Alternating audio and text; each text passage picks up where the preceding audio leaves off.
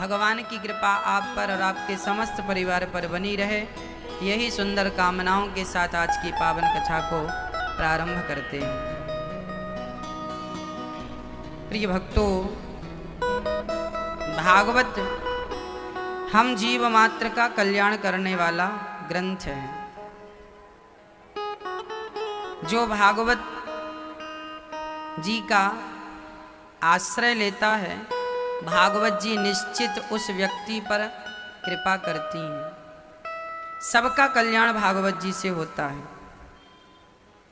इस कथा के परीक्षित बनके श्री मुख्य यजमान बनकर श्री सुरेश चंद्र गुप्ता, पत्नी श्री प्रेमलता गुप्ता जी, समस्त परिवार आप पन्ना से आए हैं। पन्ना मध्य प्रदेश, जहाँ से हीरा निकलता है। पन्ना से आप आए हैं, सबका बहुत बहुत स्वागत है। पूरा परिवार, गुप्ता परिवार पूर्ण रूप से ये कथा पन्ना में 2 वर्ष पहले होने वाली थी ना। कोरोना के कारण ये कथा टल गई और तब से लेकर आज ठाकुर जी की कृपा से ये कथा अब पन्ना वाले भक्तों की ओर से संपन्न होने जा रही है। सभी भक्तजनों का स्वागत है। सुरेश चंद्र गुप्ता जी, प्रेमलता गुप्ता जी, समस्त परिवार, साथ में सह यजमान बन के श्री अमरनाथ मिश्र एवं आशा मिश्रा जी, बलिया यूपी, बलिया से हैं अमरनाथ मिश्रा जी और आशा मिश्रा जी। आपका भी स्वागत है, भगवत कृपा बनी रहे। वंशीधर पटेल जी, गणेश चंद्र चौधरी जी, लक्ष्मण चौधरी जी, लंका पाली, रायगढ़, छत्तीसगढ़ से हैं।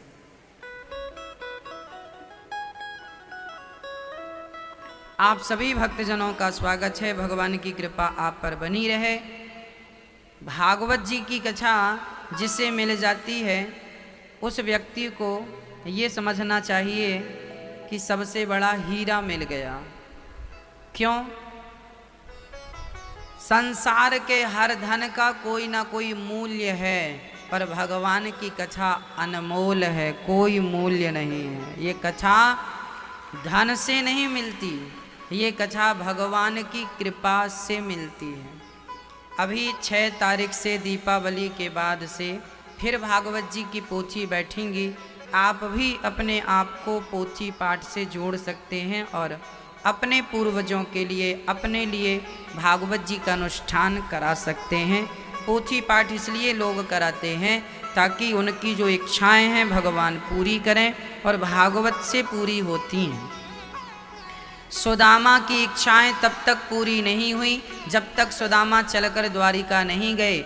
भगवान कहते हैं कि देखो, मैं तो सब करता हूँ और मैं ही सब करूँगा, लेकिन तुम्हें चलकर मेरे पास आना पड़ेगा। यदि आप आ गए तो भगवान की कृपा के अधिकारी हो गए, और नहीं आए तो फिर बैठे रहो। इसलिए जो भगवान की और भागवत, भागवत कौन है? प्रत्यक्षः कृष्ण एव ही। भागवत और भगवान यह 2 नहीं, एक ही है।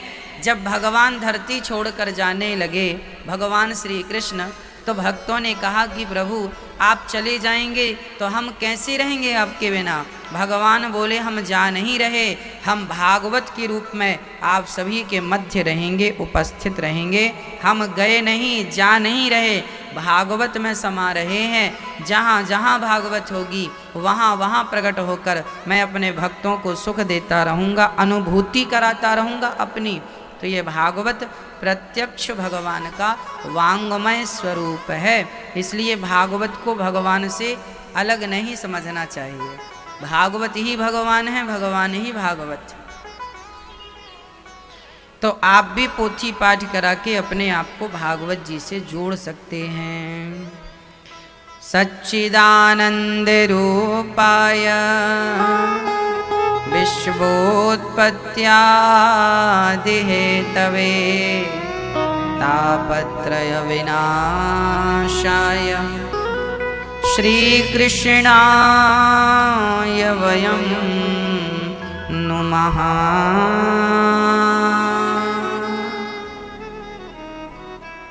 ये भागवत कौन है? भागवत में क्या लिखा है? भगवान का स्वरूप वर्णन है। भगवान कैसे हैं? सच्चिदानंद रूपाय विश्वोत्पत्त्यादि हेतवे। भगवान कैसे हैं? सच्चिदानंद हैं। सत चित आनंद बराबर सच्चिदानंद। ईश्वर कैसे हैं? सत्य चित आनंद। ईश्वर ही सत्य है। चित मीन्स प्रकाश। अच्छा, आपको ये जो प्रकाश दिख रहा है, ये प्रकाश कौन है? भाई ईश्वर ही प्रकाश हैं। ब्रह्म वैवर्त पुराण में स्पष्ट लिखा हुआ है कि सूर्य भगवान का जो प्रकाश हम सभी देखते हैं, जो प्रकाश हमें दिखता है, लाइट हमें दिखती है, वह परमात्मा ही है। इस रूप में परमात्मा की व्यापकता है सर्वत्र। तो ईश्वर सत्य ब्रह्म सत्य है। अच्छा, तो कहें महाराज जी भगवान सत्य है तो क्या ये संसार मिथ्या है? ना जी, संसार मिथ्या नहीं है। संसार मिथ्या क्यों नहीं है? संसार मिथ्या इसलिए नहीं है क्योंकि भगवान ही संसार हैं। अच्छा, इसको एक उदाहरण से समझते हैं। घड़ा में घड़ा सत्य है या मिट्टी सत्य है? बोलो। घड़ा में घड़ा सत्य है या मिट्टी सत्य है? बताओ। घड़ा सत्य नहीं है, घड़े में मिट्टी सत्य है। घड़ा सत्य नहीं है, लेकिन फिर भी हम कुम्हार से ये नहीं कहते कि कुम्हार जरा मिट्टी देना। हम व्यवहार जगत में कहते हैं कुम्हार भाई से, भैया घड़ा देना, जबकि घड़ा कुछ नहीं होता। घड़ा जैसा कुछ नहीं है। मिट्टी के ही एक आकार को जमाना घड़े के नाम से पुकारता है। सही है? इसमें एक चीज सत्य है और एक चीज मिथ्या है। मिट्टी सत्य है और घड़ा मिथ्या है। उसी प्रकार ये संसार मिथ्या है, लेकिन संसार में जो दिख रहा है वह परमात्मा का रूप सत्य है। सब में ईश्वर है। इस भाव को गोस्वामी जी लिख रहे हैं, ईश्वर अंश जीव अविनाशी, और लिख रहे सिय राममय सब जग जानी, करहु प्रणाम जोरि जुग पानी। भगवान कह रहे हैं, गोस्वामी तुलसीदास जी लिख रहे हैं, सब में भगवान है। तो अब बताओ, संसार सत्य हुआ कि मिथ्या हुआ? आप बताओ, संसार सत्य है कि मिथ्या है? पत्नी सत्य है कि मिथ्या है? पुत्र सत्य है कि मिथ्या है? पिता सत्य है कि मिथ्या है? पिता कौन है? पिता भी एक घड़ा है। पत्नी कौन है? पत्नी भी एक घड़ा है। पुत्र कौन है? पुत्र भी एक घड़ा है। संसार कौन है? संसार एक घड़ा है। दुकान भी एक घड़ा है।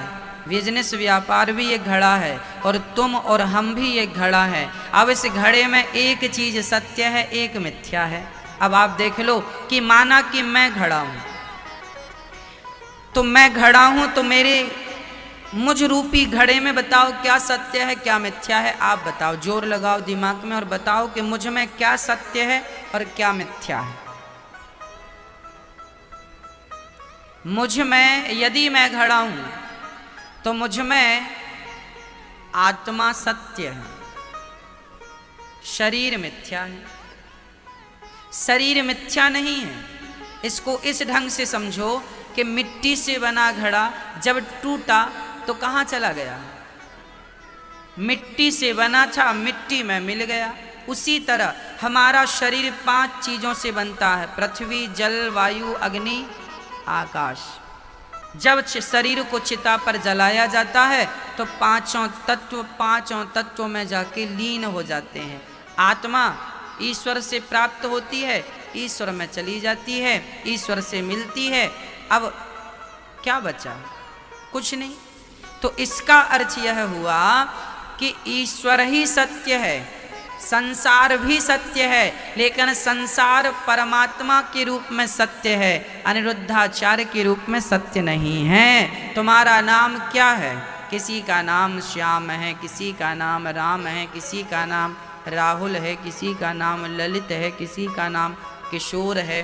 तो आपके अंदर जो ईश्वर बैठे हैं वह तो सत्य है। किशोर नाम का व्यक्ति है, उसके अंदर बैठे हुए परमात्मा तो सत्य है, आत्मा तो सत्य है, पर किशोर सत्य नहीं है। किशोर आज है, कल नहीं रहेगा, लेकिन उसके भीतर की आत्मा आज भी है और कल भी रहेगी। हाँ,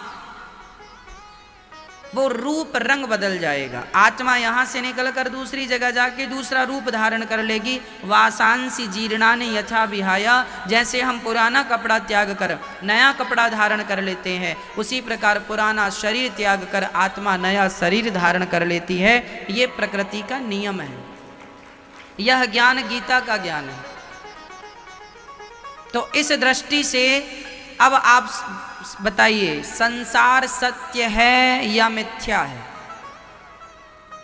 बोलो, क्या है? संसार सत्य है। संसार में भगवान मैं संसार को देखा जाए तो सत्य है। यदि हम आपको भगवान के रूप में देखते हैं तो संसार भी सत्य है। सी राम मैं सब जग जानी, तुम में राम। यदि प्रहलाद के कहने से खंबे से नरसिंह भगवान प्रकट हो गए, तो क्या हमारे विश्वास के कारण क्या आपके अंदर से भगवान प्रकट नहीं हो सकते? बिल्कुल हो सकते हैं। एकनाथ जी नाम के एक संत थे महाराष्ट्र में। वह गंगोत्री से गंगा जल भरते हैं और अपनी कावड़ यात्रा प्रारंभ करते हैं गंगोत्री से। गंगोत्री से यात्रा चली रामेश्वरम, सीधा उत्तर से दक्षिण, भारत का एक कोना, फिर पूरा भारत पार करके दूसरा कोना है ना। हिमालय की चोटियों में गंगोत्री है और यहाँ समुद्र के तट पर रामेश्वरम है। पूरा भारत पैदल उन्होंने पार किया। कितना किलोमीटर? लगभग मेरा अंदाज है लगभग 2000 किलोमीटर तो होना चाहिए, ज़्यादा ही होगा, कम नहीं। 2000 किलोमीटर की यात्रा उन्होंने पैदल पूरी की।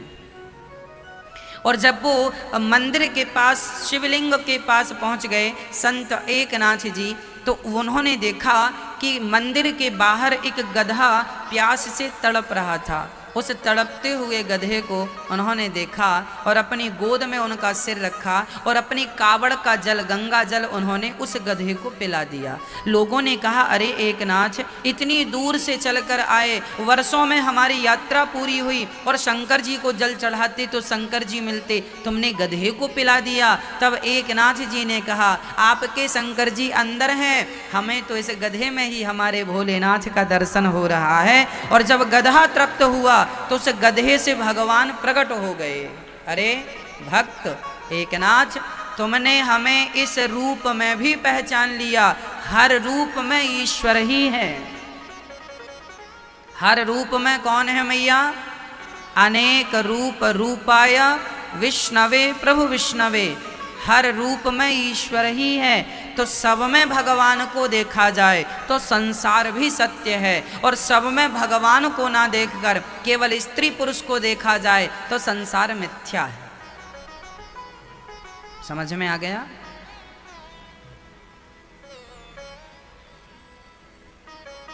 संसार सत्य भी है और मिथ्या भी है। ये अपनी दृष्टि पर निर्भर करता है कि हम किस रूप में देख रहे हैं जगत को। हम पत्थर को किस रूप में देख रहे हैं? पत्थर के रूप में या भगवान के रूप में? हम एक स्त्री को किस रूप में देख रहे हैं? माँ के रूप में, बहन के रूप में, बेटी के रूप में, या फिर किसी और रूप में? ये हम पर निर्भर करता है कि हम किस रूप में देख रहे हैं। सामने की वस्तु तो ज्यों की, स्त्री तो ज्यों की त्यों है, लेकिन देखने वाली जो नजरें हैं, देखने वाला जो नजरिया है, वह देखने वाले पर निर्भर करता है कि आप किस रूप में देख रहे हैं। संसार तो ज्यों का त्यों है। संसार को देखने वाले अपना नजरिया बदल लें, सबको भगवान में देखें तो संसार कुछ अलग रूप में ही नजर आएगा। भगवान में नजर आएगा। जाकी रही भावना जैसी, प्रभु मूरत देखी तिन तैसी। इसलिए ईश्वर सत्य हैं। है ना। सच्चिदानंद रूपाय, भगवान सत्य है। और सिर्फ सत्य नहीं, चित मीन्स प्रकाश, भगवान सबके भीतर समाये हैं। अच्छा, आपके भीतर भगवान हैं?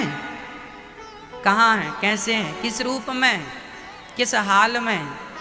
अच्छा मैं ये बताओ, आपके भीतर भगवान हैं? बताओ कहाँ हैं? कहाँ है भगवान? कहाँ? यहाँ? तो चलो यहाँ का एक्सरे करा लेते हैं। यहाँ होंगे तो एक्सरे में आ जाएंगे। आएंगे एक्सरे में? भैया आएंगे? नहीं आएंगे आप कह रहे हैं। भगवान कहाँ हैं? लोग कहते हैं यहाँ भगवान है। यहाँ भगवान है तो फिर एक्सरे में क्यों नहीं आते? इसका अर्थ यह हुआ कि भगवान यहाँ नहीं है। फिर भगवान कहाँ हैं? कहीं और हैं। यहाँ मस्तिष्क में है, मस्तिष्क में है, यहाँ गले में है, यहाँ पेट में है, जंघा में है, घुटनों में है, पाँव में है, हाथ में है, हथेली में है। कहाँ है भगवान? भगवान का केंद्र क्या है? भगवान का स्थान क्या है? भगवान तीर्थों में नहीं होते, भगवान मंदिर में नहीं होते, भगवान हृदय में नहीं होते, भगवान तो भक्त के विश्वास में होते हैं। यदि विश्वास है तो भगवान सब जगह है, और विश्वास नहीं है तो मंदिर में भी नहीं। अरे मंदिर में भगवान उन्हीं के लिए हैं जिन्हें विश्वास है, जिन्हें विश्वास नहीं है उनके लिए तो केवल कोरा पत्थर है, खाली पत्थर है। कण कण में भगवान किस किस के लिए है? उन्हीं के लिए जिन्हें विश्वास। तुम में भगवान है। हर खंबे में, प्रहलाद ने कह दिया कि खंबे में भगवान है, तो प्रहलाद के लिए भगवान थे। हिरण्यकशिपु जो प्रहलाद के पिता थे, उनके लिए छोड़ी थे प्रहलाद। वो भी तो कह रहा था कहाँ है तेरा भगवान? तो भगवान वहाँ है। विश्वास से आप जहाँ उंगली कर देंगे वहाँ भगवान है। आप कह देंगे कि विश्वास से मेरे छाती में भगवान है, तो भगवान यहाँ भी। हनुमान जी ने तो छाती फाड़कर दिखाई थी, देख लो। ये कब हुआ? जब विश्वास हुआ। यदि विश्वास है तो भगवान है, नहीं है तो फिर सारा जमाना ढूंढ लो।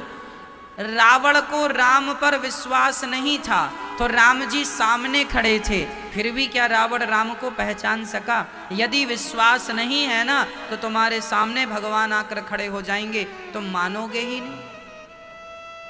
रावण कहाँ मानता था? भाई विभीषण को विश्वास था कि ये राम भगवान है, जबकि जो विश्वास विभीषण को था वह विश्वास रावण को नहीं था। तो राम तो वही थे, पर विभीषण की दृष्टि में राम अलग दिख रहे थे और रावण की दृष्टि में राम अलग दिख रहे थे। बस मेरी माँ, संसार वही का वही है, बस देखने की दृष्टियाँ बदल जाती हैं, सोच बदल जाती है, विचार बदल जाते हैं, नजरिया बदल जाता है, जाकी रही भावना जैसी। अर्थ यही निकला कि भगवान सब जगह है, पर सब जगह ईश्वर को महसूस करने के लिए क्या चाहिए? विश्वास चाहिए। मंत्र जाप मम दृढ़ विश्वासा, पंचम भजन सुवेद प्रकाशा। किसी का विश्वास कम है, किसी का विश्वास ज़्यादा है। अच्छा ये बताओ, आप लोग विश्वास करते हैं कि नहीं? करते हैं। अच्छा मुझे ये बताओ, आपने अपनी सेविंग करानी चाहिए, दाढ़ी मूछ बनवानी है, तो आप दुकान गए, नाई की दुकान। आप वहाँ जाते हैं, वहाँ नाई की दुकान में एक बड़ी सी चेयर होती है, हम लोग जाके बैठ जाते हैं, वो उसमें सिर पीछे आराम से टेक के और आंख बंद कर लेते हैं। नाई क्या करता है? हमारे गर्दन में छुरा चलाता है, उस्त्रा चलाता है। अस्त्रा क्या बोलते हैं? उस्त्रा चलाता है, छुरा चलाता है, और हम आराम से सोते रहते हैं, आराम से आंखें बंद, और गर्दन में छुरा चल रहा, और जरा सीधा अंदर घुस गया तो काम तमाम हो जाएगा। लेकिन विश्वास होता है कि ये मुझे छुरा मारेगा नहीं। आपको नाई पर क्या होता है? अरे भाई आदमी तो नाई पर विश्वास कर लेता है, तुम भगवान पर ही कर लो विश्वास। विश्वास तो करना पड़ेगा। विडंबना तो ये है कि आजकल का आदमी नाई पर तो विश्वास कर लेता है पर भगवान पर विश्वास नहीं करता। और ये बताएं हम आपको, आज ये दुनिया चल रही है तो विश्वास के बदौलत चल रही है ना मैया? विश्वास के बल पर। हमने एक रिक्शा वाले को देखा यहीं वृंदावन में, बहुत पहले की बात है। एक रिक्शा वाला, उसकी रिक्शा में पति पत्नी बैठ गए, दोनों बोले हमें बिहारी जी जाना है। रिक्शा वाला बोला कि मैं 10-10 रुपए लूंगा बिहारी जी का। तो उन लोगों ने, पति पत्नी ने कहा भाई साहब हमें जाना भी है और वापस दर्शन करके यहीं आना भी है। बोल कितना लेगा? बोले 20-20 रुपए लूंगा। ठीक है। अब वो रिक्शा वाला गया और बिहारी जी के पास तक तो रिक्शा जाता नहीं है, थोड़ा दूर रिक्शा खड़ा हो गया। अच्छा, रिक्शा वाला बोला मैं यहीं खड़ा हूं, आप आ जाना। और उसने अभी पैसे नहीं लिए। उसने कहा जब आप आ जाना, जब मैं आपको छोड़ दूंगा तब मुझे 40 रुपए देना। अब सोचो कि ये भी तो हो सकता है कि वो दोनों किसी और रास्ते से निकल के किसी और रिक्शे से चले जाएं। लेकिन ये रिक्शा वाला खड़ा है, उसे विश्वास है कि आदमी तीर्थ आया है, भगवान के दर पे आया है, बेईमानी नहीं करेगा। वो विश्वास से वहीं खड़ा है कि आएगा, 10 मिनट लेट हो जाएगा पर व्यक्ति आएगा। और उस व्यक्ति को भी लगता है कि चलो हम दूसरे रिक्शे से चलते हैं, पर उसने सोचा नहीं, हम जिसके रिक्शे में आए हैं उसी से जाएंगे, क्योंकि उसके अभी पैसे देने हैं। वो विश्वास में खड़ा होगा। ये व्यक्ति उसके विश्वास के भरोसे है और वह व्यक्ति इसके विश्वास के भरोसे है। सच्ची कहूँ तो आज भी इस कलयुग में इतनी बेईमानी होने पर भी ये धरती विश्वास के बल पर टिकी हुई है। आज भी ये विश्वास है। इसलिए हम कहा करते हैं भक्तों, एक बाप अपने बेटे पर विश्वास करता है, एक पिता अपनी बेटी पर विश्वास करता है, एक पति अपनी पत्नी पर विश्वास करता है, एक पत्नी अपने पति पर विश्वास करती है, और एक भक्त अपने भगवान पर विश्वास करता है, एक शिष्य अपने गुरु पर विश्वास करता है। मैं हाथ जोड़ के कहता हूं, तुम जहां हो, जिस रूप में हो, तुम पर जिस व्यक्ति ने विश्वास किया है सब कुछ करना, पर किसी का विश्वास मत तोड़ना। ईश्वर कहाँ है? ईश्वर का दूसरा रूप विश्वास है। ईश्वर का दूसरा रूप क्या है? विश्वास। विश्वासो ही फलदायक, गीता का वचन है। विश्वास ही फल देता है। इसलिए किसी का विश्वास ना तोड़ना, ना पति का, ना पत्नी का, ना गुरु का, ना शिष्य का, ना तो पिता का, ना पुत्र का, कोई किसी का विश्वास ना तोड़े। और मैं आपको एक बात विश्वास से कहता हूं कि यदि आप ये ठान लें कि हम किसी का विश्वास नहीं टूटेंगे, तो जमाने में राम राज्य आए ना आए, पर तुम्हारे जीवन में राम राज्य जरूर आएगा। यदि तुमने किसी का विश्वास नहीं तोड़ा और नहीं टूटने दिया, तो बस ये याद रखिएगा, ये धरती आज भी विश्वास पर टिकी हुई है। लाख बेईमान होंगे जमाने में, लाख बेईमानी करने वाले लोग होंगे, पर फिर भी विश्वास, और आज भी ईमानदार लोग हैं, अच्छे लोग हैं। बस ये धरती आप जैसे अच्छे लोगों पर टिकी है। और कहीं आप लोग ही बेईमानी करने लगे, विश्वास तोड़ने लगे, तो पृथ्वी रोएगी कि मैं तुम्हारे बल पर ही तो टिकी थी और तुम ही गलत कर गए। इसलिए कभी किसी के साथ गलत ना करना, विश्वास ना तोड़ना किसी का। विश्वास ईश्वर का रूप है, बस ये याद रखिएगा। तो भगवान सबके भीतर हैं, किस रूप में? आत्मा के रूप में। आपके अंदर विश्वास है तो भगवान है, नहीं विश्वास नहीं भगवान। सच्चिदानंद रूपाय विश्वोत्पत्त्यादिः तवे। भगवान का तीसरा रूप है आनंद। भगवान को क्या कहते हैं? नंद के आनंद भयो जय कन्हैया। भगवान का एक नाम है मैया आनंद। जो आनंद सिंधु सुख राशि सी करते त्रैलोक्य सुपा